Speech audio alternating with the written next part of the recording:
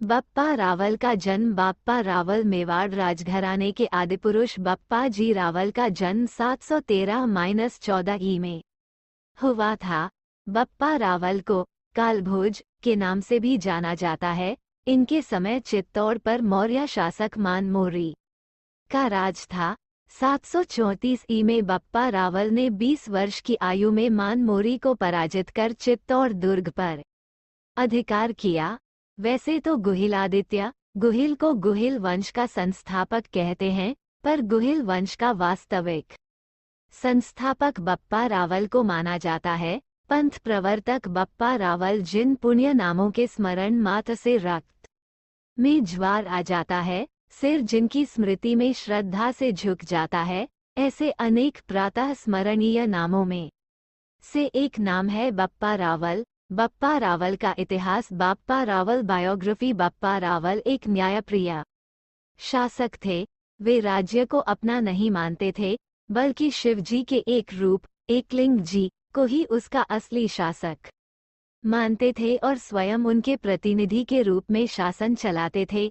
लगभग 20 वर्ष तक शासन करने के बाद उन्होंने वैराग्य ले लिया और अपने पुत्र को राज्य देकर शिव की उपासना में लग गए। महाराणा संग्राम सिंह, राणा सांगा, उदय सिंह और महाराणा प्रताप जैसे श्रेष्ठ और वीर शासक उनके ही वंश में उत्पन्न हुए थे। उन्होंने अरब की हमलावर सेनाओं को कई बार ऐसी करारी हार दी कि अगले 400 वर्षों तक किसी भी मुस्लिम शासक की हिम्मत भारत की ओर आंख उठाकर देखने की नहीं हुई। बहुत बाद में महमूद गजनवी ने भारत पर आक्रमण करने की हिम्मत की थी और कई बार पराजित हुआ था।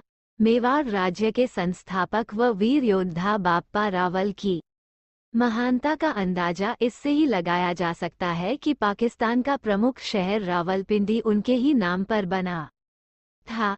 विदेशी आक्रमणकारियों को नाकों चने चबवाने वाले वीर बप्पा रावल का सैन्य ठिकाने वहां होने के कारण रावलपिंडी को ये नाम मिला। वीर योद्धा बप्पा रावल 8वीं सदी में मेवाड़ की स्थापना करने वाले बप्पा भारतीय सीमाओं से बाहर ही विदेशी आक्रमणों का प्रतिकार करना चाहते थे। बप्पा ने सिंध तक आक्रमण कर अरब सेनाओं को खदेड़ा था। कई इतिहासकार इस बात को निर्विवाद स्वीकार करते हैं कि रावलपिंडी का नामकरण बप्पा रावल के नाम पर हुआ था।